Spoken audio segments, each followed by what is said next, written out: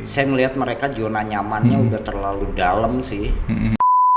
Saya di situ menjerit, nangis sejadi-jadinya melihat mereka datang jauh-jauh dari Eropa dan dari Jepang datang ke Sungai Cikapundung untuk membersihkan sampah dan warga sekitar hanya penonton. Ya, tidak ada alasan untuk tidak menanam, untuk tidak berkebun sebetulnya mah. Mandiri dulu deh sebelum tahan gitu loh. Kan sekarang isunya ketahanan. Tapi mandiri aja belum, gimana mau tahan gitu loh. Daulat masih jauh kan. Kan saya mempersembahkan bukan hanya ngobrol tapi bagaimana menghibur tanaman dengan musik. Yang mana warga masyarakat satu RT saya yang saya gerakkan untuk berperan, tidak baperan. Mulai dari situ saya tidak mau jadi penonton, harus jadi pelaku. Assalamualaikum warahmatullahi wabarakatuh. Bertemu lagi bersama saya Bayu di podcast Diagnosa, Dialog Sosial dan Kemanusiaan. Yuk ngobrol santai bersama Diagnosa, Dialog Sosial Kemanusiaan. Alhamdulillah hari ini saya sudah bersama Mang Dian, aktivis lingkungan atau yang biasa dikenal tuh beliau pengen disebutnya tuh RT yang berdampak katanya. Tapi sebelum kita ngobrol nih perihal lingkungan bersama Mang Dian, coba Mang Dian memperkenalkan diri dulu, dari mana dan basic komunitasnya tuh apa. Baik, Assalamualaikum warahmatullahi wabarakatuh. Perkenalkan, nama saya Dian Nurdiana, biasa dipanggil Mang Dian. Saya sendiri tadi Kang hostnya udah bilang saya ketua RT dan saya mendirikan kelompok komunitas namanya Komunitas Masagi Cibogo Masyarakat Bersinergi, yang mana warga masyarakat satu RT saya yang saya gerakkan untuk berperan, tidak baperan. Oke, berarti dari Masagi Cibogo Ya. Masyarakat Bersinergi. Oke. Nah, saya lihat-lihat tuh Mang Dian tuh aktif di yang namanya tuh urban farming ya, Mang. Iya, salah satu. Oke, urban farming tuh tadi saya baca sedikit-sedikit tuh penghijauan tapi di tengah-tengah kota yang padat penduduk. Betul.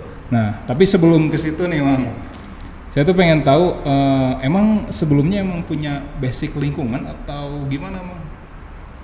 Sebelumnya saya tidak ada basic lingkungan, hanya saja panggilan jiwa saya pertama kali saya pengen peduli dan aware terhadap lingkungan tuh ketika melihat ada relawan dari luar negeri membersihkan sungai. Saya di situ menjerit, nangis sejadi-jadinya melihat mereka datang jauh-jauh dari Eropa dan dari Jepang datang ke Sungai Cikapundung untuk membersihkan sampah dan warga sekitar hanya penonton. Termasuk saya. Dan akhirnya jiwa ini berontak, akhirnya saya ikut terjun dan mulai dari situ saya tidak mau jadi penonton, harus jadi pelaku. Berarti berawal dari melihat orang luar ya, Mang? Betul. Betul. Berarti emang sebelumnya tidak ada basic, tapi emang panggilan jiwa dari melihat kondisi orang luar itu. Dan saya juga sih sebagai penikmat waktu kecil, penikmat sungai yang masih bersih. Beda sama sekarang menurut jauh. Tahun 80 masih ikan banyak di Sungai Cikapundung, berenang masih enak gitu kan. Air tidak gatal, tidak tercemar. Masuk 90, 2000 sudah makin tercemar, di situ makin bangkit lagi. Berarti mulainya tuh dari Sungai Cikapundung dulu, Mang? Ya, karena memang saya asli lahir di Balubur, tepatnya di pinggir bantaran Sungai Cikapundung. Nah, untuk urban farming sendiri nih, urban farming tuh apa sih, Mang, sebenarnya? Urban farming menurut perspektif saya itu adalah kegiatan memanfaatkan lahan di perkotaan dengan lahan yang terbatas, tapi bisa melakukan menanam dan berkebun dengan lahan yang seadanya. Kenapa kita harus bisa berkontribusi atau kontribusi apa sih dari urban farming sendiri, manfaatnya gitu, Mang? Urban farming sendiri yang saya pelajari dari mulai awal tahun 2016, saya mulai memperdalam urban farming karena suka tidak suka, mau tidak mau kita tinggal di perkotaan dengan lahan yang terbatas dengan keuangan yang terbatas dan subsidi makanan yang kita makan atau sayur-sayuran atau buah-buahan itu kita disubsidi oleh wilayah luar kota Bandung. Dari situ saya belajar kenapa kita harus mengandalkan dalam tanda kutip petani atau pekebun orang luar kota Bandung. Padahal di Bandung sendiri bisa menanam untuk memenuhi kebutuhan pribadi dan keluarga. Dari situ mulai saya pelajari dan saya praktekkan bahkan tentang urban farming itu. Itu tuh Mang Dian sendiri ikut pelatihan atau komunitasnya ada gitu sebelumnya gitu? Awalnya saya ikut pelatihan. Dulu berkaitan dengan kepedulian lingkungan dan sungai, ada juga pelatihan urban farmingnya untuk memenuhi kegiatan lingkungan hidup secara luas. Dan waktu itu saya masih ingat ada pelatihan di pinggir Sungai Cikapundung. Saya ikut dan mulai dari pelatihan itu mulai dari belajar menyemai, menanam, belajar merawat dan belajar juga membuat pupuk organik untuk menunjang kegiatan urban farmingnya. Berarti udah terjun dari tahun berapa nih Kang di lingkungan tuh? Di lingkungan 2013 mulai dari lingkungan pool dari urban farming saya fokus di urban farming 2016. Dari 2013 di lingkungan. Di lingkungannya fokus urban farmingnya dari 2016. Dari 2016. Ya. Udah kemana aja tuh Mang?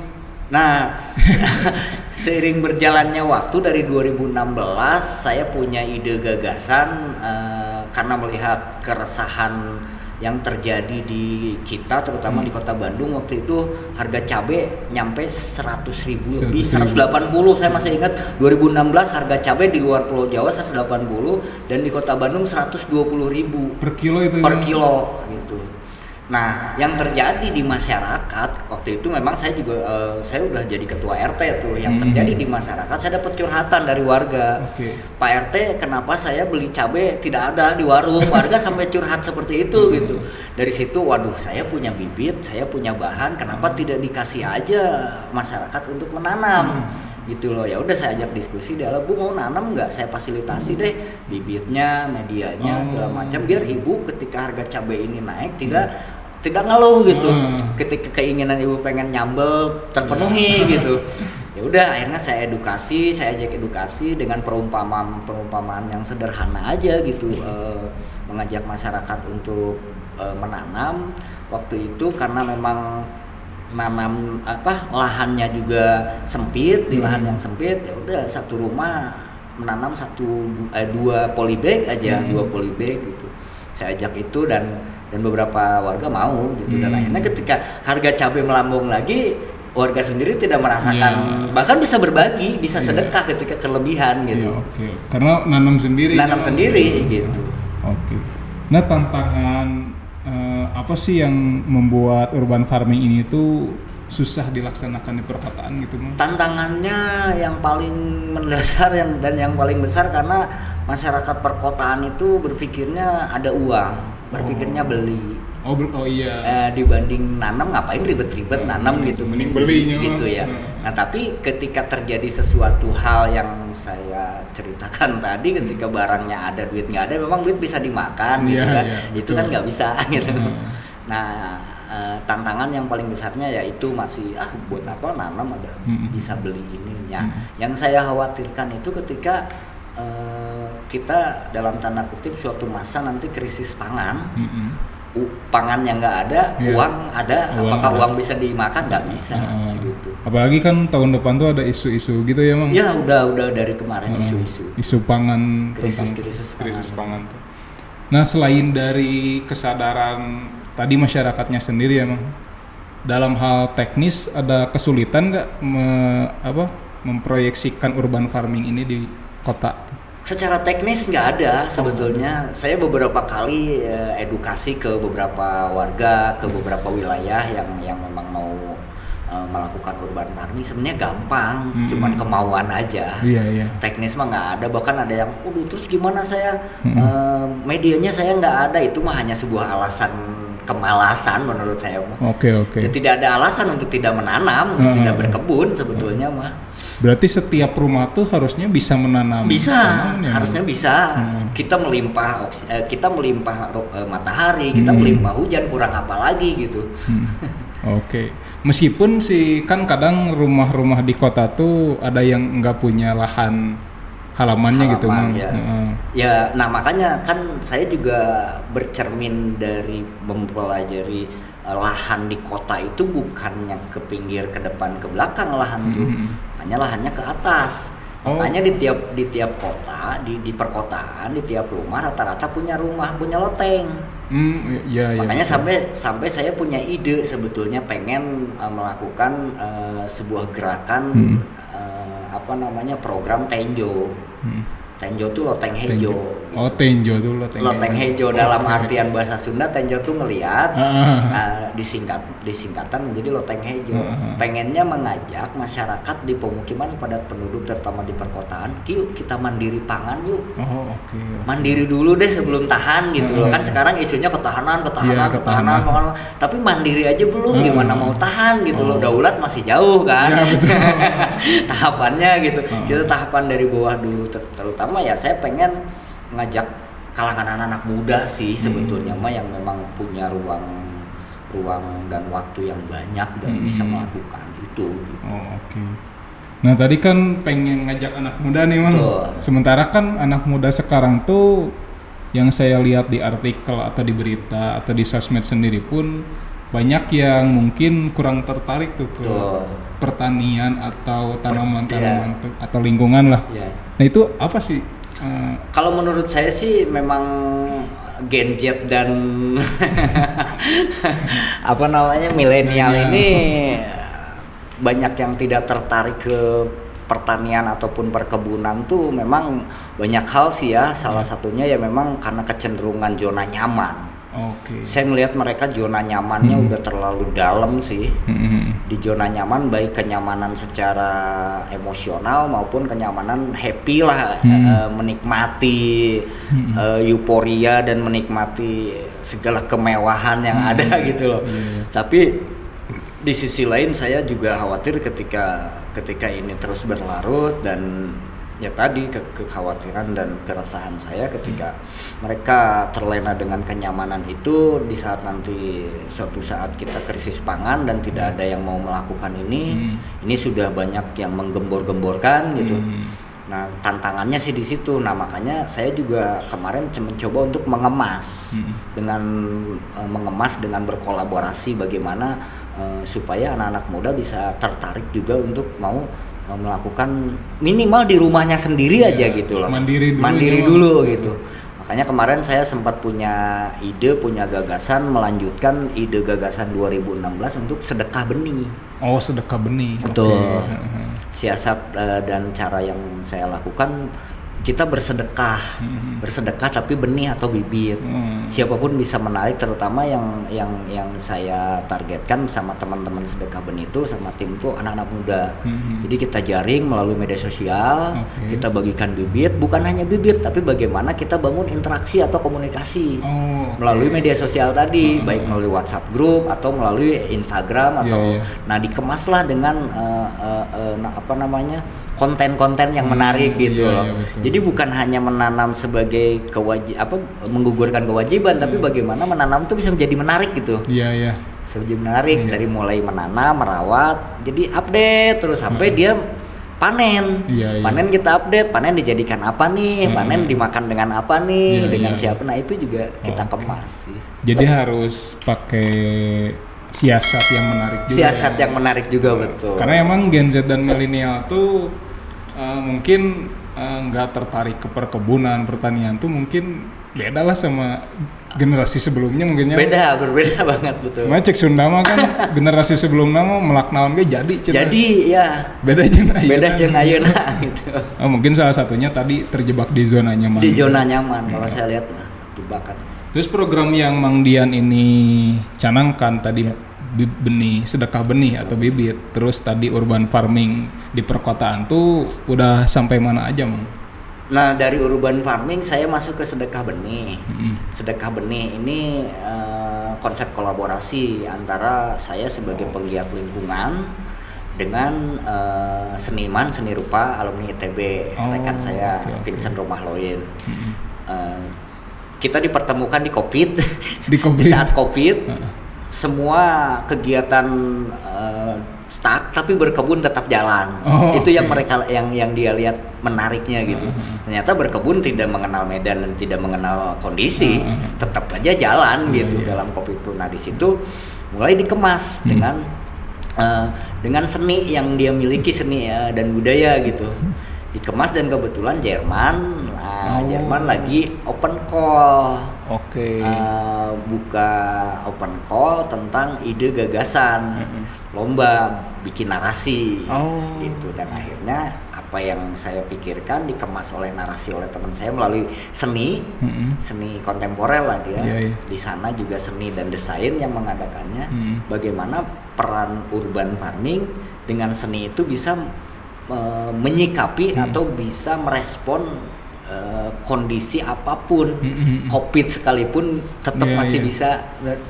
Masuklah dari 1031 proposal yang masuk, 99 negara, sedekah benih masuk 7 besar. Masuk 7 besar. Masuk yang 7 di Jerman besar, itu tuh. Ke Jerman ya. Berarti Mang Dian ke Jerman. Nah, setelah gitu dikemas, akhirnya saya berangkat bulan Juni tahun 2022 waktu itu. 2022. Selesai ke COVID lah. Nah, berangkat di bulan Juni untuk mempresentasikan, dan saya dipertemukan juga dengan chili expert namanya di sana dari Bio Chili. Saya bilangnya sih Profesor Cabe karena dia punya koleksi 2.880 jenis cabai seluruh dunia. Beliau ya di satu perkebunan namanya Chili Export. Saya dipertemukan dan akhirnya saya residensi, istilah seni itu residensi, menetap dan membantu ikut menanam di situ. Dan saya perkenalkan budaya ke mereka gitu. Yang akhirnya berangkat di situ sebulan. Dan saya ikut presentasi dengan teman-teman desain, teman-teman 21 besar, dan sudah pulang dari situ disaring lagi, masuklah 7 besar lagi saya 2 kali berangkat, bulan Novembernya berangkat lagi. Berarti pulang dulu ke Indo. Ke Indo. Bulan November kita berangkat lagi untuk pameran dan presentasi di 7 besar. 7 besar dengan konsep yang berbeda lagi gitu. Sampai waktu yang terakhir saya workshop tentang sambal di Jerman sama di Praha di Ceko. Mantap. Nah, apa yang pengalaman apa sih Mang yang menarik pas berada di Jerman terus bisa ditularkan ke Indonesia? Sebetulnya kalau berbicara gerakan atau berbicara kegiatan itu kita banyak dicontohkannya oleh orang-orang tua kita dulu berkaitan dengan menanam berkebun dan menanam. Hanya tadi kemasan untuk mencakup lebih global lagi, kita punya budaya. Nah, contohnya gimana? Kita punya budaya dari dulu, orang tua kita ketika menanam selalu mengajarkan bahwa komunikasilah dengan tanaman, ajak ngobrol. Bener. Berarti benernya Mang. Betul. Ngajak ngobrol. Karena apa? Karena pada prinsipnya sederhana. Ketika saya mencoba menularkan pemikiran ngajak ngobrol itu di sana, mereka masuk akal. Karena apa saya bilang sederhana? Mereka makhluk hidup. Kalau mereka tidak hidup, tidak akan memberi manfaat terhadap Anda. Baru mereka sederhana ya, sederhana itu. Padahal sama orang tua kita mah udah diajarin dari dulu perlakuan ngajak ngobrol, bagaimana memperlakukan tanaman, baik tanaman bunga maupun tanaman yang berbuah ataupun padi, sekalipun di Sumedang kan masih dipakai dengan bunyi karindi, tarawangsa gitu untuk mengusir hama dengan bunyi-bunyi yang merdu dan bisa ditangkap oleh dan itu merespon loh. Itu emang ngaruh berarti. Ngaruh dan project saya diteliti secara saintis di sana. Kan saya mempersembahkan bukan hanya ngobrol tapi bagaimana menghibur tanaman dengan musik. Menghibur tanaman dengan musik. Tak kebayang kemarin saya mau mencoba menghibur tanaman dengan sholawat, tapi kan berbeda ya, neranginnya terlalu panjang ting gitu. Ya pada akhirnya ya udah dengan musik tak kebayangkan kalau dengan sholawat dengan bacaan Quran gitu loh. Tanaman tuh meresponnya sangat baik gitu. Saya yakin. Nah, ini hal-hal ini yang memang apa namanya, perlu mencoba teman-teman muda atau siapapun di rumah ketika ada tanaman, coba aja dengerin musik 1 menit atau dengerin sholawat atau dengerin murotal gitu. Betul. Saya jamin itu akan berbalik si tanaman gitu. Pantesan saya ge punya kakek di rumah gitu mang. Ya. Mun keur nyebor lah. Ya, sama hari ring. Bari diajak ngobrol sing gerak tumbuh. Oh ternyata ngaruh. Makhluk hidup mereka. Mereka merespon suara. Oke. Saya pernah meneliti yang satu dimarahin, yang satu disayangin. Sampai begitu pernah. Pohon cabai yang satu dimarah-marahin, di kacau lah suaranya, dicaci maki, yang satu disayang. Ternyata lebih cepat yang disayang. Si baktinya gitu, berbaktinya gitu. Keren mang. Sugante heureuy hungkul ternyata emang berpengaruh. Enggak, itu berpengaruh. Nah untuk ada dampak sosialnya nggak urban farming ini buat sekitar? Secara dampak sosial jelas ada. Tadi dari awal saya udah bilang ketika saya mengajak masyarakat di pemukiman padat penduduk, ketika mereka mau menanam, memanfaatkan lotengnya rumahnya, di rumahnya menanam 2 jenis 2 polybag, 1 tanaman aja kayak cabai, bawang daun, seledri. Dampak sosial udah jelas, mereka bisa memenuhi kebutuhan dapur, itu pertama. Kedua, kita ketika berlebihan mereka bisa bersedekah dengan tetangga. Iya, dibagiin ya. Disedekahin dengan tetangga gitu. Dan di situ gotong royong terbangun. Di situ. Udah jelas itu dampak sosial ya. Nah, ketika berlebihan lagi mereka pun bisa merasakan nilai ekonomi. Contoh kasus ada di wilayah saya yang satu rumah beberapa pohon cabai di atas gentengnya, di daknya. Dia punya pohon cabai. Ketika cabai naik, dia jual ke tukang lotek, dia dapat uang. Karena harga yang dia jual ketika dia panen di bawah harga pasar, ya tukang lotek mau lah beli. Benar nggak? Nah itu dampak ekonominya, bukan hanya sosial gitu. Jadi tidak hanya buat mandiri aja ya mang. Tidak, awalnya memang buat kemandirian dulu. Nah nanti kedepannya kalau memang bisa konsisten, bisa istiqomah, bisa berbagi dengan tetangga, saya yakin. Oke. Nah untuk jenis tanaman sendiri nih mang, yang cocok buat urban farming di lahan perkotaan tuh apa aja sih mang? Yang jenis tanaman sih yang sederhana, yang saya bilang tadi, untuk memenuhi kebutuhan dapur aja, cabai, bawang daun, seledri, bawang merah, itu pun yang paling gampang ditanam di media polybag, media kecil, gitu loh. Selain bunga, kalau bunga kan itu mah hanya untuk hobi gitu, itu juga paling gampang sih. Berarti kayak apa ya, bahan-bahan rumahan mungkinnya mang? Ya, kayak cengkeh, kebutuhan dapur aja, kebutuhan dapur, ya. Kebutuhan dapur. Nah, saya tuh penasaran tadi yang di Jerman nih mang. Ya. Berarti ke Jerman tuh kan tadi selain presentasi tapi juga mungkin mengambil ilmu yang bisa diterapkan di Indonesia. Ya. Berarti itu tuh Mang Dian tuh membawa nama personal atau komunitas tuh? Ke komunitas. Komunitas. Komunitasnya tadi sedekah benih. Berarti bawa nama sedekah benih. Sedekah benih, betul. Sedekah benih. Hanya ada beberapa komunitas rekanan yang memang kita nebeng. Karena berbicara luar mah harus berbicara legalitas. Iya betul. Betul nggak? Ya, sedekah benih, platform sedekah benih adalah platform gerakan. Nah, platform untuk legalitasnya ada Rakarsa Foundation di atasnya. Rakarsa ini, teman-teman Rakarsa ini dia bergerak di bidang seniman tadi, seniman yang memang sudah mendunia sih. Jadi membawahi sedekah benih. Nah untuk kan tadi Mang Dian bergulat atau udah terjun di lingkungan tuh dari 2013. Sampai sekarang tuh 2024, berarti kurang lebih udah 11 tahunan ya. Nah, ada proyek yang pernah dikerjakan tuh Mang Dian tuh puas nggak gitu? Paling puas lah proyek yang pernah dikerjakan. Kalau berbicara proyek sih, yang paling memuaskan bagi saya ketika saya bisa membahagiakan orang lain, bisa membuat orang lain tersenyum dan bahagia.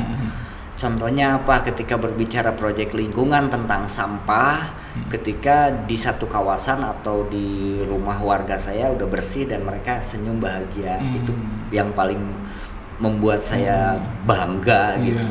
Terus ketika terjadi bencana sungai, banjir dan segala macam, saya bisa ikut berkontribusi menyelesaikan atau mengevakuasi lah kejadian itu. Okay. Kalau berbicara urban farming, ketika pas warga yang saya dampingi itu panen. Pas panen berarti. Pas panen itu membuat saya bahagia dan dimakan oleh si warga itu. Berarti dampaknya tuh terasa untuk masyarakat ya, Mang? Harus sampai sebegitunya. Tapi sekarang masih jadi RT, Mang? Hari ini masih. Masih. Ini bulan terakhir saya. Ini bulan terakhir. Udah periode ketiga, 3 periode saya 9 tahun. Tapi bisa tetap jadi RT lagi nggak? Secara aturan sudah nggak boleh. Sudah. Secara aturan sudah nggak boleh, harus rehat dulu 1 periode. Gitu. Tapi kalau warganya memang kekeh masih pengen, itu bisa dikecualikan. Tapi saya harus ada regenerasi. Saya harus fokus ke hal lain gitu.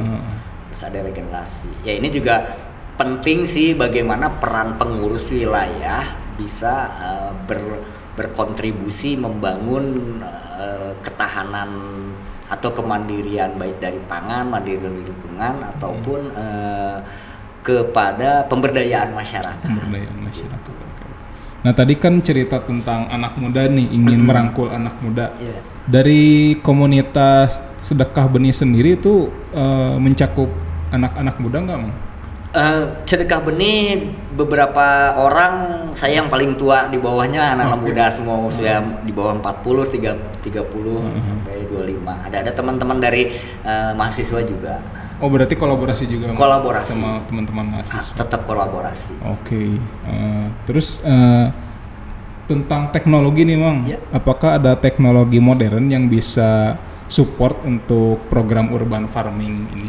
Secara teknologi saya menilai untuk di Bandung hanya teknologi terapan hidroponik sih. Kalau menurut saya mah. Hidroponik hanya memang hidroponik itu stratanya tertentu, kalangan-kalangan tertentu, tidak bisa diterima dan tidak bisa dinikmati oleh semua kalangan. Karena pertama memang biaya, budget gitu kan. Teknologi, kalau hal teknologi lain sih di urban farming mah nggak ada, manual, tradisi sih sebetulnya mah. Jadi kayak menghidupkan tradisi lama. Mempertahankan tradisi sebetulnya mah. Kalau urban farming di perkotaan mah. Gitu. Untuk Bandung sendiri menurut Mang Dian apakah udah bukan cocok? Udah strategis gitu menerapkan urban farming di tiap rumah. Kalau melihat kondisi Bandung sekarang dengan adanya program pemerintah Dinas Pertanian dan Ketahanan Pangan, semenjak adanya program Buruan Sae di Kota Bandung itu cukup bagus, cukup masif lah perkembangan urban farming karena memang itu didukung oleh pemerintah dan segala macam anggarannya gitu kan. Tapi memang kembali lagi mereka bergerak atas nama kelompok. Kalau saya lebih kepada fokus ke personal, bagaimana memanfaatkan lahan yang ada di rumah sendiri bisa menjadi jalan untuk mandiri pangan dan berbagi secara sosial gitu. Kalau berkelompok mah pasti dibentuk dalam satu RT, dalam satu RW gitu kan. Kalau saya sih lebih cenderung kepada bagaimana ngajak personal sih. Atau memang di personal itu nantinya bisa jadi kelompok. Berarti Bandung sendiri pun, karena banyak juga kan komunitas lingkungan di Bandung tuh ya, Mang? Banyak.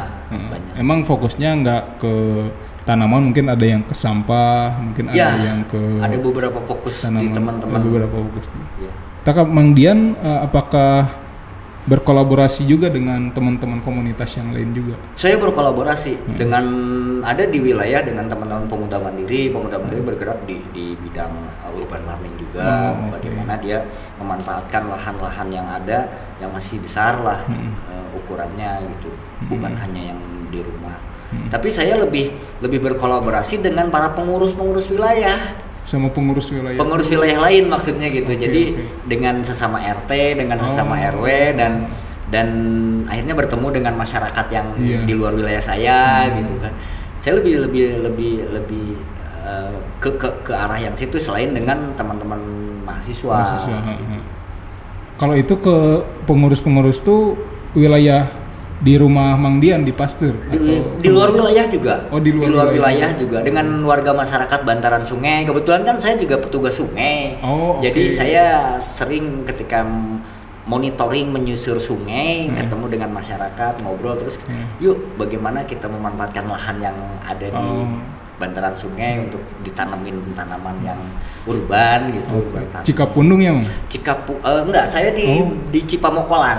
Oh, Cipamokolan. Cipamokolan. Oh, Cipamokolan, Mang. Saya tugas di Sungai Cipamokolan. Gitu lah. Oh, ada sungainya di Cipamokolan. Ada. Oh, ada. Ada sungai. Oke. Menarik nih ngobrol sama Mang Dian tuh. Terakhir nih, Mang. Menurut Mang Dian nih, strategi apa yang bisa diterapkan untuk meningkatkan kesadaran masyarakat akan manfaat urban farming? Ya tadi sebenarnya mas, strategi, kalau berbicara strategi mas, saya tergantung segmen yang mau dituju, semua kalangan atau memang strategi kepada anak muda atau kepada masyarakat, beda-beda itu.